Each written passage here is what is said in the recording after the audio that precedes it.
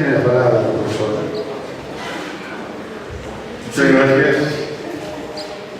Desde luego que, en primer lugar, le agradezco a mi amigo, colega, profesor José María Aguilera, y a los jefes de departamento de Sociología y Economía de esta división que organizan este interesante e importante seminario en torno a la figura de Antonio Gramsci.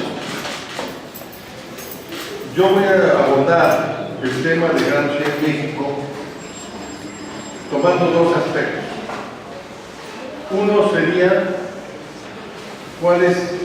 cómo se recibió el pensamiento de Gramsci, en qué momento y en qué periodo. Y en segundo lugar, ¿qué podría ofrecernos Gramsci para el análisis de nuestra realidad? Gramsci, como ustedes saben, es uno de los más grandes pensadores de filosofía y teoría política del siglo XX. Su vida transcurre desde 1891 a 1937, es decir, durante apenas 46 años. Gramsci vivió solo 46 años. Y su vida la dedicó a la lucha política, y es un ejemplo en el sentido de que transcurrió durante uno de los momentos más negros de Europa, que fue el momento del surgimiento del fascismo en Italia y luego del nazismo en Alemania. Realmente es difícil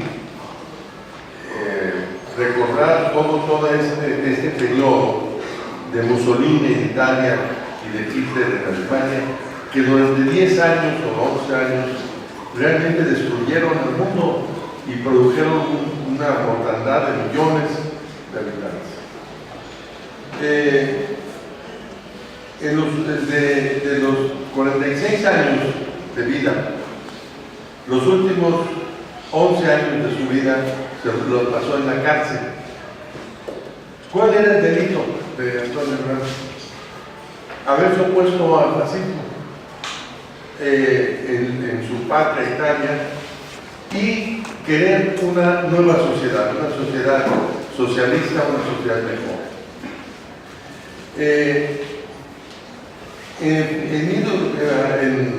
1926, justamente, fue elegido diputado en ausencia, porque estaba fuera del país,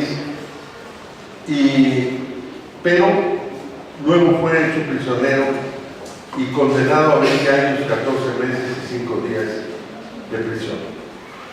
El juez, es conocida la frase que dijo el juez, que decía que había que impedir que ese cerebro funcionara.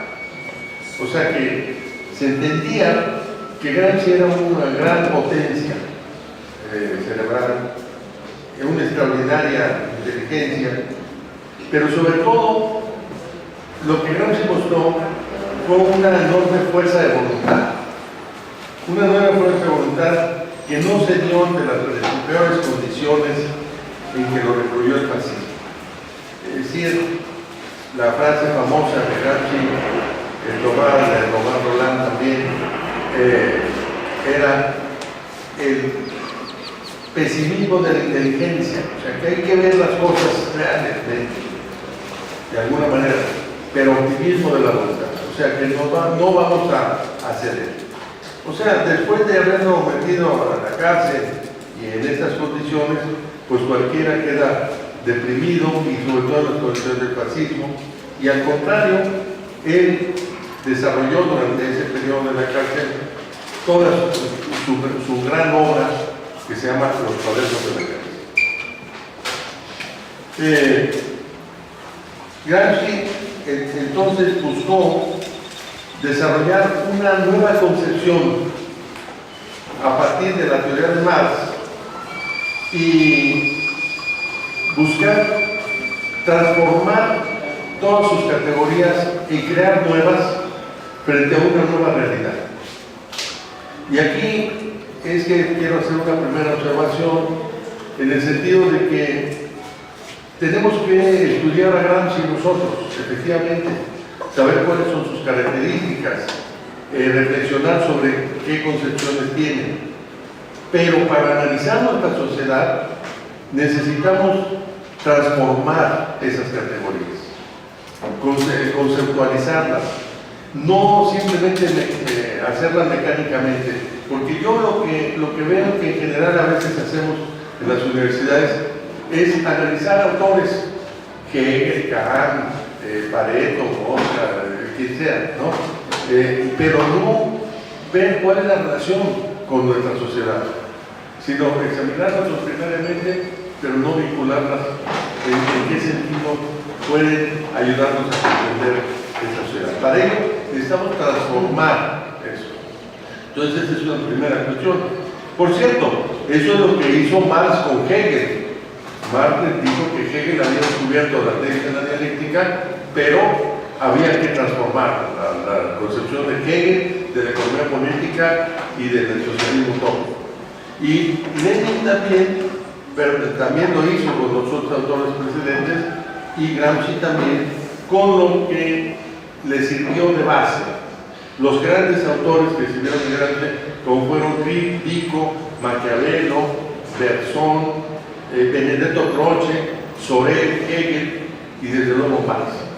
Es decir, abrevó de esas fuentes, vio la realidad desde la cárcel y produjo una enorme teoría. Entonces, en esta enorme teoría fue conocida hasta los años 50 en italiano, del siglo pasado, y en los años 50 se tradujeron también en Argentina, por cierto. Bueno, hay toda una historia de qué pasó con esos cuadernos. Gramsci estaba en la cárcel, había sufrido mucho física y psíquicamente, porque a la sirvienta se le cayó cuando tenía 3 años de edad, quedó mal, ¿no?, de la columna, no creció de mucho, siempre sufrió de problemas pulmonares, etc. En las condiciones de la cárcel era peor, y entonces escribió esos cuadernos, pero esos cuadernos fueron salvados por Tatiana Schuch, ¿sí?, que era su cuñada, era rusa, la esposa de Gramsci había permanecido en Rusia, y Piero Sraffa, también otro gran lógico, y por medio de un banquero, eso que tendrían que leer los banqueros de aquí, un banquero apoyó para que esos cuadernos de la cárcel llegaran a Moscú, y después en Moscú se los dieron al Partido Comunista Italiano, a Palmiro Togliatti, y entonces se empezaron a publicar los textos. Los cuadernos de la cárcel eran solo, y esta es una segunda observación, eran solo reflexiones que Gramsci estaba haciendo para publicar libros posteriores. O sea, no son libros ya hechos, sino son reflexiones críticas y muy interesantes que va tratando de pergeñar sobre qué, sobre el materialismo histórico y la filosofía de Benedetto Croce, los intelectuales y la organización de la cultura, literatura y vida nacional, notas sobre Maquiavelo, la política y el Estado moderno. Son algunos de los nombres con que se publicaron sus obras en forma sueltas. Esto fue en Italia y curiosamente también en Argentina, por medio de 2 intelectuales de primera importancia, uno de los cuales vino a México, y uno de ellos fue Héctor P. Agosti y otro fue José Aricó. José Aricó, un extraordinario, inteligente intelectual marxista, traductor no solo de Gramsci, sino también de Marx, autor de obras sobre Gramsci, sobre Marx y América Latina, y que tuvo que salir al exilio por las situaciones críticas de Argentina y vino aquí. México, por cierto, ha sido beneficiado extraordinariamente por el exilio. Mientras se han descapitalizado otros países por las crisis dictatoriales, nosotros hemos sido beneficiados con todos estos personajes.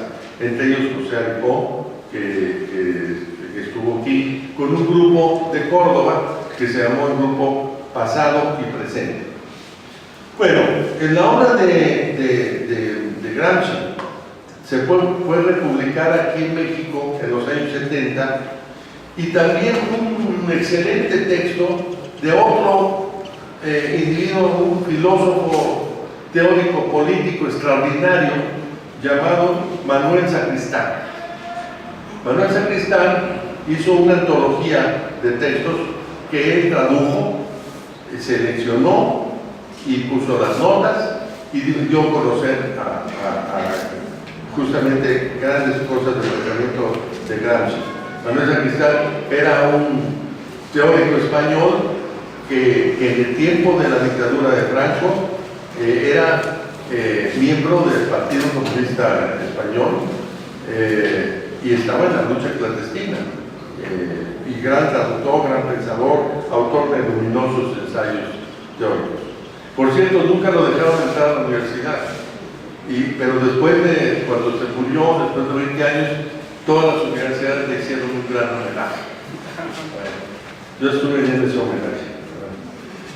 Yo digo que terrible, ¿no? Tenía que morirse para hacerme homenaje. Bien, bueno, las condiciones cambiaron, ¿no?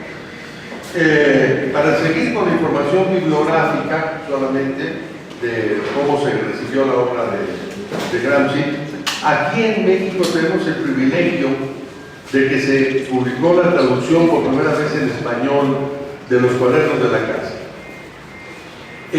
Todas esas obras que se publicaron en Italia se reunieron ya en una edición crítica, y esa edición crítica fue de Valentino Guerratana, otro filólogo muy importante, en 1875, y aquí se publicaron los cuadernos de la casa. El último cuaderno se publicó en 1999, el último libro, y se agregó un magnífico índice analítico debido a Dora Canuzzi y a un equipo de trabajo. Dora Canuzzi es una teórica griega muy impulsora del pensamiento gramsciano. Aquí quiero hacer otra observación que es muy importante, fíjense, es muy interesante además. Todas las obras de Gramsci en los 50 llegaron y en los 60, y toda la gente los compró y las puso en su biblioteca. No las aprovechó, no las profundizó, no las reflexionó. Gramsci, un gran luchador, una obra, Maquiavelo, bueno, está bien, punto. Pero no la desarrollaron, no las leyeron y no las desarrollaron creativamente. Eso va a tener un efecto que luego se lo voy a decir en relación a lo que pasó en México. Por eso yo diría que habría que ver ahora en las librerías o en las bibliotecas qué obras hay, porque a lo mejor tenemos grandes tesoros que no hemos valorado suficientemente.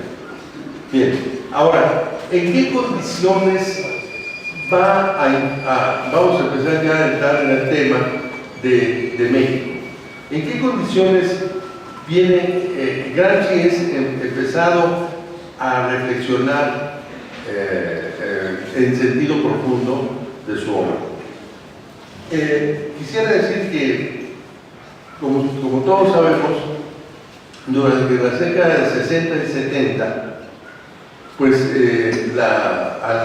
en México había una posición autoritaria, para decirlo de alguna manera,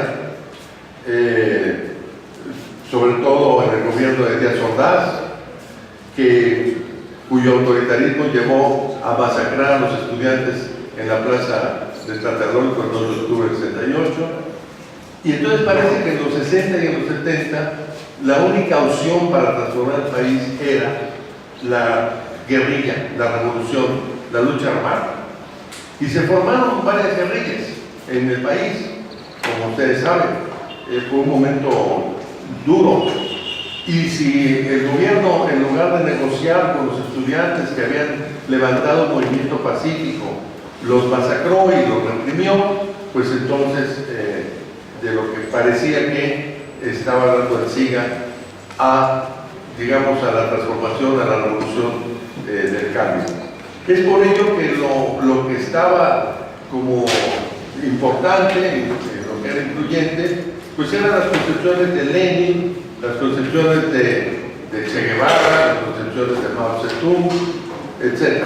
Es decir, la lucha revolucionaria.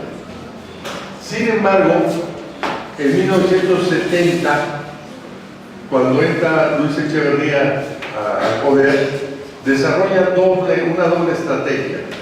Por un lado, tratar de desactivar el movimiento, este ascenso de la violencia y buscar, digamos, desarrollar lo que llamó en un discurso la apertura democrática. Por cierto, la UAM se fundó justamente en ese momento para tratar de dar salida a los líderes políticos, a las luchas, etc. Eso no significó que no hubiera mantenido la represión en una actitud bastante represiva en contra de las luchas revolucionarias. Y luego también desarrolló también Echeverría una política de no alineamiento, una especie, incluso una defensa del tercer mundo, y por lo tanto pues parecía que este gobierno autoritario de Díaz Ordaz iba a desembocar, lo que iba a desembocar era una revolución, y entonces Echeverría buscó maquiavélicamente darle la vuelta al asunto. Y no solo eso, sino que hizo algo que es interesante y que Gramsci lo menciona para otro tipo de fenómenos, y que es el de que ofreció a los principales intelectuales de la izquierda tener unas buenas posiciones. Y hasta me recuerdo que Fernando Benítez, gran hombre de cultura, dijo: debemos apoyar a Echeverría, porque o es Echeverría o es el fascismo. O sea que Carlos Fuentes fue nombrado también embajador en Francia. Es decir, y entonces dijo que el mejor, ahora ya creo que no, pero bueno, en el plano teórico, durante los 30, 40, 50, 60, lo que influía era el marxismo de tipo soviético, era el más importante, junto con estas concepciones, digamos, revolucionarias. Pero luego, en 1965, se publica una obra que atrae a muchísima gente en diferentes partes del país, que es Para leer Capital, de Luis Althusser. Y entonces viene una época, una influencia enorme de la concepción del althusserianismo frente a esa concepción del materialismo dialéctico de tipo stalinista. ¿Qué significaba eso? Resultaba Luis Althusser venía vinculado a una corriente muy fuerte, que era la corriente del estructuralismo. Por cierto, esa es otra observación y otra para algunos de los compañeros estudiantes. En cierto momento se ponen de moda ciertas corrientes, las siguen, se compran libros, se hacen muchísimos libros. Por ejemplo, el estructuralismo, bueno, yo tengo una biblioteca. Es más, yo fui uno de esos jóvenes que siguió la moda y hice mi tesis sobre el estructuralismo y todo, ¿no? Y ahora nadie se acuerda del estructuralismo, ni nadie qué es, ni sabe. Bueno, pero Althusser estaba dentro de esta corriente, una interpretación estructuralista de Marx. ¿En qué radicaba esta? Para resumir mucho. Radicaba en que era importante ver la estructura de la sociedad, que la sociedad cambia como un movimiento estructural y no cambia a partir de la influencia del sujeto. Vean ustedes que hay dos concepciones totalmente diferentes. Una cosa es la concepción, vamos, cheguevarista, en el sentido de decir que hay que ser un poco guerrillero o un partido y la voluntad por encima de todo. y la otra posición estructuralista diciendo no, hay que ver las estructuras, el sujeto histórico no puede cambiar a voluntad las estructuras, etc. Es un problema teórico. Bueno, también de alguna manera Althusser se ve influido por Gramsci. Fue conocido aquí mucho este texto, se llama Ideología y aparatos ideológicos de Estado, en donde muestra cómo la ideología influye en todas las instituciones y la sociedad. Pues esta es una concepción que surge de Gramsci. Bueno, ahora bien, ¿en qué momento entra Gramsci en escena? Ya les decía yo que de 1970 a 76 Luis Echeverría quería hacer, digamos, la apertura democrática, según él, entre comillas, pero en 1976 Luis Echeverría designa, como a los usos y costumbres de México, a su sucesor, que fue López Portillo. Y López Portillo propone que haya un pacto político entre todos los partidos. Todos los partidos de derecha y de izquierda debemos de hacer un pacto político para reconducir la lucha, ya no por la guerrilla ni por nada, sino por la vía pacífica, vamos a decir por la democracia. Vamos a iniciar una transición a la democracia. Durante un tiempo se habló de transición a la democracia, hoy ya creo que ya no se habla de ello. Pero bueno, según eso ya estamos en la democracia. Bueno, en 1977, entonces los partidos, sobre todo la izquierda, se firmó el pacto, firmaron el pacto político. ¿Eso qué significó? Pues para un partido que había, como por ejemplo el Partido Comunista Mexicano, que había dicho siempre que había que hacer la lucha revolucionaria, pues significó un cambio de escenario. Ahora ya no vamos a hacer la lucha de la toma del Palacio de Invierno, sino que ahora vamos a hacer otra lucha más a largo plazo, más en la construcción de la hegemonía política, como decía Gramsci. En ese contexto, fíjense, en 1978, del 5 al 9 de septiembre de 1978, la Secretaría General Académica de la UNAM organizó un coloquio internacional en el que acudió muchísima gente, que Gramsci y la política. Yo estuve allí, por cierto. ¿Y qué participó en este coloquio? En este coloquio participó Christine Bouchy-Glusman, una interesante intelectual francesa, autora de un volumen sobre Gramsci. También Giuseppe Vacca, un importante marxista italiano. María Antonietta Maciocchi, politóloga francesa, autora del libro, un libro llamado Pour Gramsci, ¿no? Y por parte de nuestros países, Juan Carlos Portantiero, argentino del grupo de José Rico, miembro del grupo Pasado y Presente, que había hecho un libro muy interesante, muy importante, que se llama Los usos de Gramsci. ¿Qué mexicano? Ninguno. El único que figuró como mexicano ahí fue el moderador. Entonces, ¿por qué? Porque a Gramsci no se le había estudiado bien, no se le había trabajado, no se le había reflexionado. Entonces lo que se hizo fue traer la polémica europea a México. Y como nosotros, pues siempre que traen polémicas europeas, estamos muy contentos, pues fuimos en. ¿Qué es lo que se debatió en ese libro? Por cierto, se puede conseguir 3 temas. Primero, ¿cuál era el concepto central de Gramsci? ¿Cuál era el concepto central de Gramsci? Y entonces en las polémicas se coincidió que era uno importante: la guerra de posiciones. Gramsci decía, Lenin había hecho un partido para tomar el Palacio de Invierno. Ahora nosotros, en las condiciones del fascismo, necesitamos ir ganando posiciones para ir desarrollando lo que él decía que llamaba la hegemonía.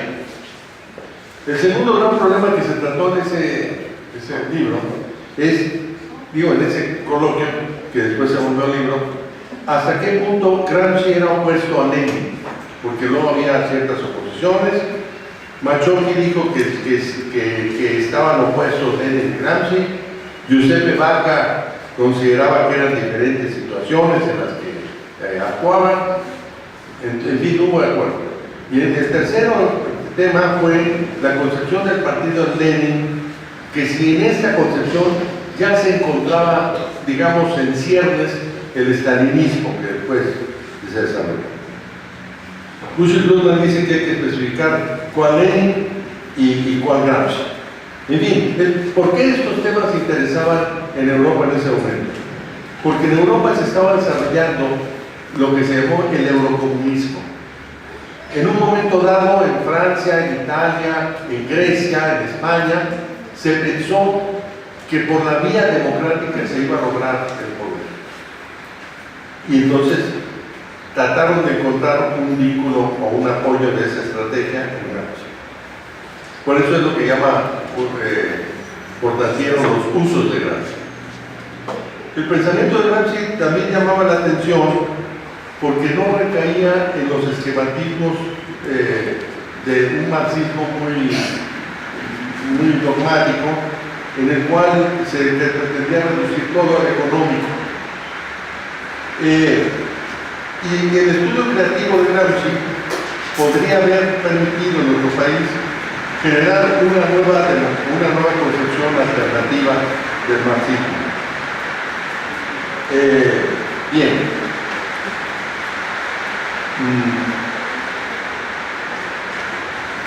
¿Qué pasó después de este proceso?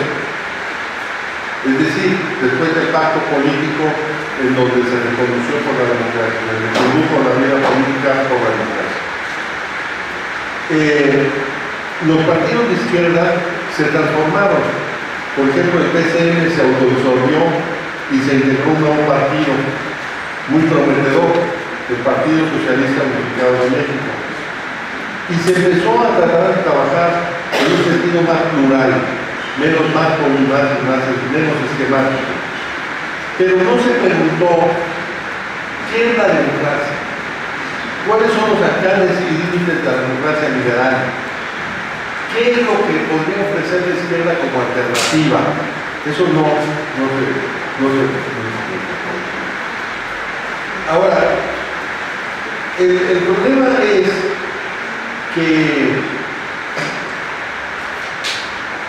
si en 1977 se pretendía hacer una pacificación del país, la razón profunda que el gobierno de López Portillo tenía era que se habían descubierto grandes yacimientos petroleros.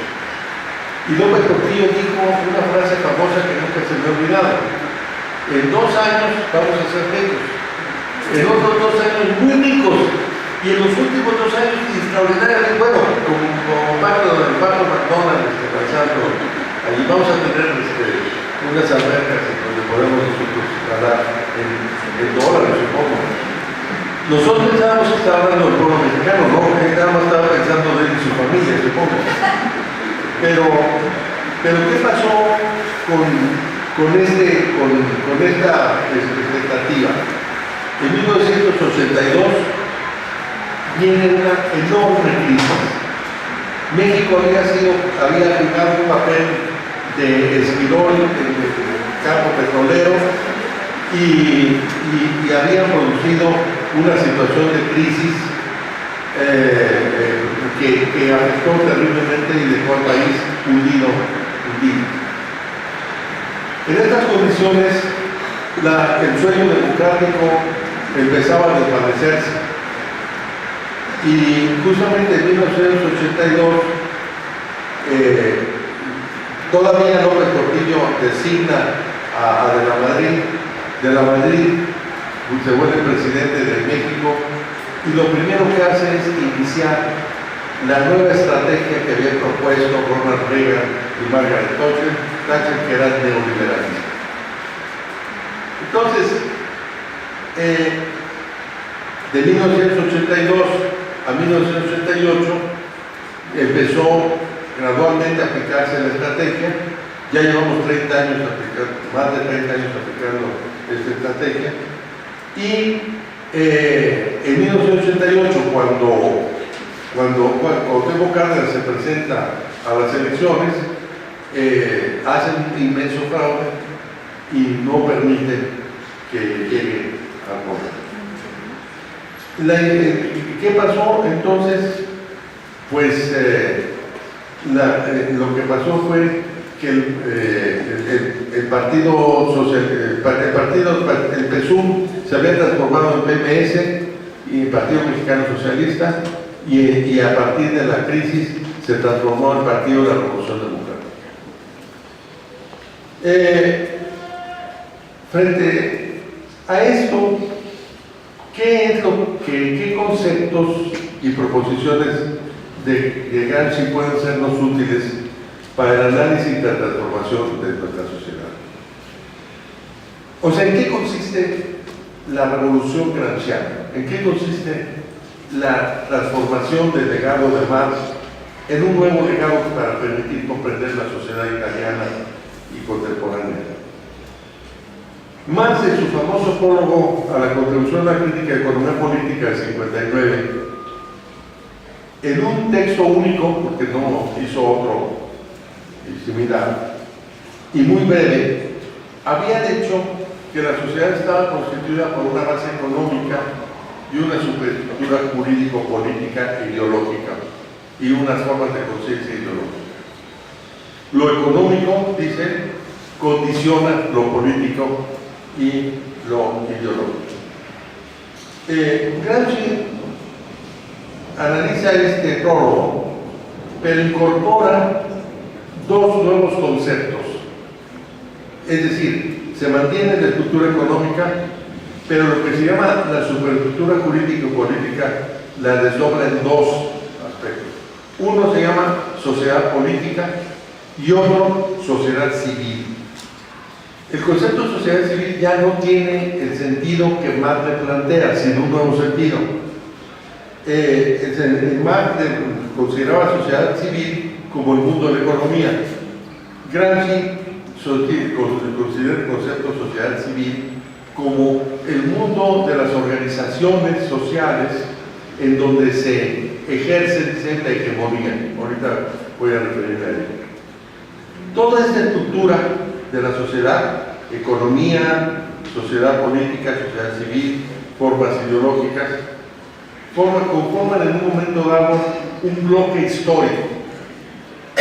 Si lo vemos a partir de México, nosotros podemos decir que a partir de la Revolución Mexicana se conformó un bloque histórico. Este bloque histórico es un bloque dominante, una estructura de poder dominante que no solo es económica, es política, tiene sus formas y es ideológica. Por cierto, yo creo que esa estructura de poder continúa teniendo efectos hoy.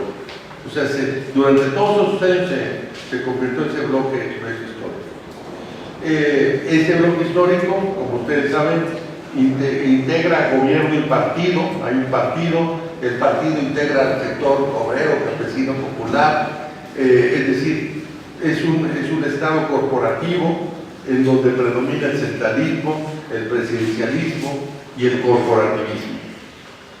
Este bloque sostuvo durante un largo tiempo una ideología nacionalista y se mantuvo mientras generó un crecimiento del 7% del Producto Interno Bruto, lo cual pasó durante algunos años hasta su crisis en los años 60. Una de las características de este bloque era la subordinación de los intelectuales, de muchos intelectuales, algunos no, por cierto. Un intelectual y escritor como José Revueltas jamás se subordinó, ¿no? Y al contrario lo metieron a la cárcel, lo premiaron, pero de todos modos no se subordinó, y en 68 él se proclamó que era el autor de todo el movimiento. Era un hombre extraordinario. Bueno, pero en fin, lo que yo quiero decir es que, de acuerdo con Gramsci, el bloque histórico no es solamente un grupo de poder económico, sino es toda una cultura, toda una ideología, o un conjunto de ideologías, todo un grupo de individuos que son las que estructuran el mundo. El concepto sociedad civil integra para Gramsci los organismos que representan los sectores de la sociedad. Nosotros en México podemos ver claramente, hoy, ayer y todos los días, que los representantes de los partidos, de todos los partidos, de las iglesias, de las cámaras industriales y económicas, de los medios de comunicación, expresan posiciones ideológicas y políticas. O sea, transforman sus intereses económicos en concepciones ideológicas y políticas para mantener el sistema. Aquí el concepto de ideología es muy importante para Gramsci, porque ideología es un cemento que integra la sociedad y esa concepción conforma lo que se llama la hegemonía. La hegemonía, entonces, se podría haber hecho un análisis aquí en México, por un lado, de lo que es la conformación del bloque histórico en México, por otro lado, de lo que es la sociedad civil y cómo se conforma. Y también podría hacerse, y esta es una tesis que debería de ser, tal vez algún compañero pueda asumirla como tema, que es la función de los intelectuales. Una idea de los intelectuales también muy importante. Gramsci hace una tipología de los intelectuales que no es solo sociológica. Dice, por ejemplo, hay intelectuales que proceden del bloque histórico anterior. ¿Cuál es el bloque histórico anterior? En Europa pues sería el feudalismo y los intelectuales básicos eran los sacerdotes, ¿no? Aquí, por ejemplo, pues era la colonia. Hay intelectuales orgánicos de las clases dominantes. La clase dominante requiere de un conjunto de intelectuales que estén produciendo ideologías, ideas, para poder mantener a esa masa tan inquieta que es el pueblo, ¿no?, que está permanentemente en constante ebullición, mantenerla más o menos controlada. Pero también las partes de la izquierda o la oposición necesitan sus propios intelectuales. Ahora, por ejemplo, en México, los intelectuales críticos pues son contados, ¿no? Pero sería necesario saber qué papel han jugado intelectuales como el grupo de Octavio Paz, en Huerta, los grupos de Aguilar Camín, de las revistas, de Letras Libres. O sea, ¿qué función tienen? ¿Qué función ocupan? Ese es un tema que está faltando analizarlo críticamente. Bien, entonces, aquí, por ejemplo, en el gobierno ha habido, entonces, en el bloque histórico dominante, ha habido un conjunto de intelectuales. Otro concepto que utiliza Gramsci es el concepto de catarsis. Catarsis es el paso de un momento puramente económico o egoísta pasional, dice, al momento ético-político. O sea, la elaboración superior de la estructura en la superestructura, en la conciencia de los hombres. Se trata de ir de lo económico a lo cultural, es decir, en las concepciones del mundo que la gente tiene, común y corriente, se expresa justamente la estructura, las concepciones dominantes. Y entonces, por un lado se pretende que ese momento económico se transforme en un momento cultural, pero también es necesario que del momento cultural se devele la estructura económica. En México tenemos una estructura cultural muy fuerte, muy compleja, y una serie de problemas que sería importante analizar. Entonces, ¿qué es lo que propone Gramsci? Gramsci propone que no se tiene que hacer análisis económicos por un lado, políticos por otro, culturales por otro, como la división del trabajo que normalmente se tiene en las universidades, sino que debe haber una conjunción compleja de todos los factores. Bueno, el otro concepto que utiliza Gramsci y que nosotros vimos muy claramente cuando el derrumbe del socialismo es el concepto transformismo. Gramsci se refiere a la absorción gradual pero continua y obtenida por diversos métodos de los individuos hacia la sociedad dominante. Cuando hubo el derrumbe del socialismo, unos que decían antes que eran comunistas de hueso colorado, aparecieron al siguiente día neoliberales, diciendo que pues, la sociedad, que no era tan mala la sociedad norteamericana, etc.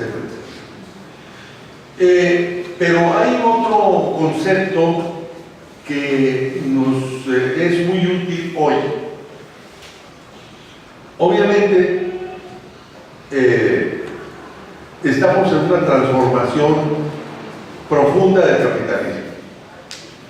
El capitalismo ha pasado por su fase neoliberal, pero tenemos ahora, junto con esa fase neoliberal, una profunda revolución tecnológica, lo que se llama capitalismo high-tech, ¿no?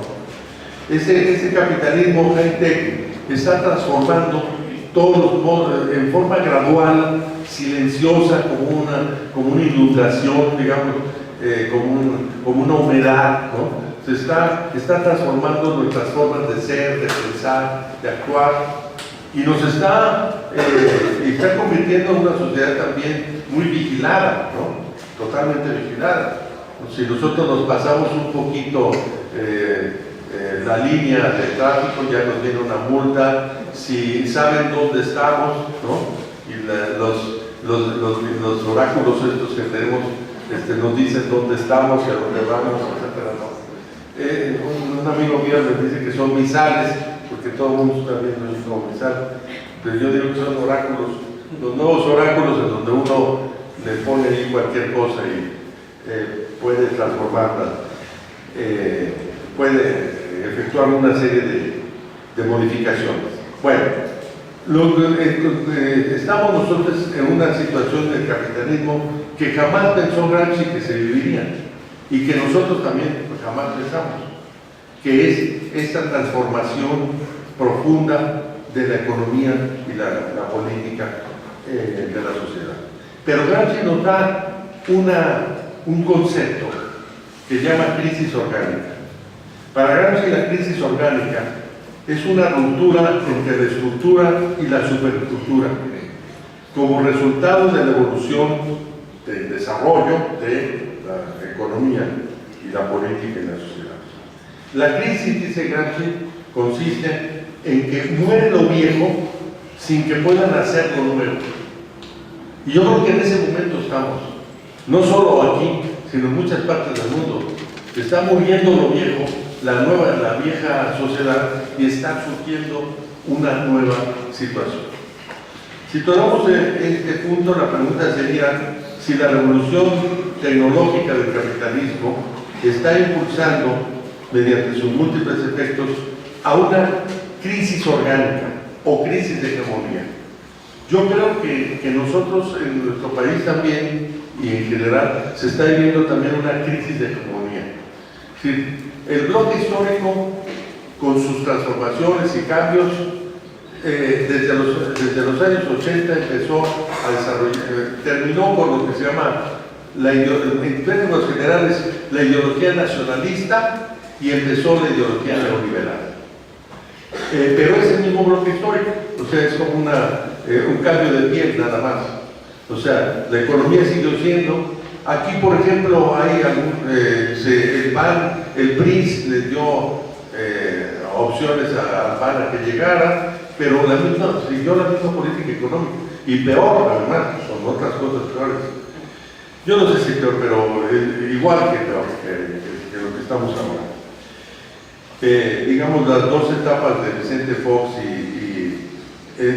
con Vicente Fox al neoliberalismo se le agregó el neoconservadurismo y con Calderón pues se le agregó terriblemente la violencia, ¿no?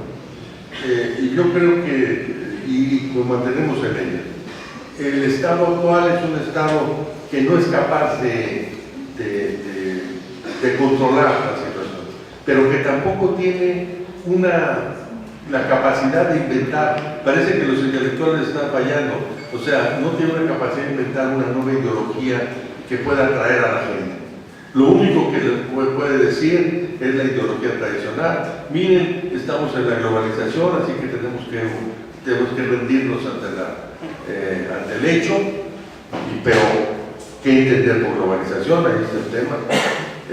Miren, la única forma es que la economía mexicana se una a la economía norteamericana.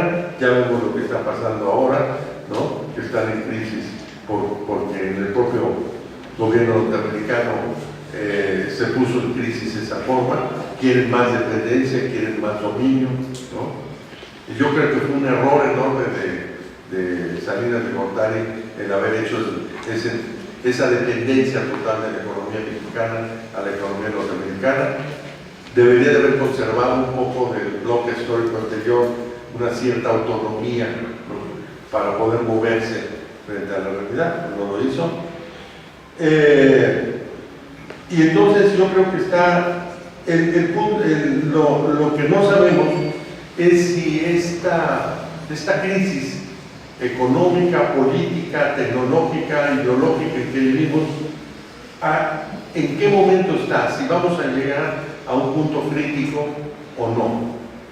En la actualidad asistimos entonces a esta crisis que no cumplió el neoliberalismo, que no cumplió su promesa de desarrollo social, y un inmenso abismo de las clases dominantes y dominadas.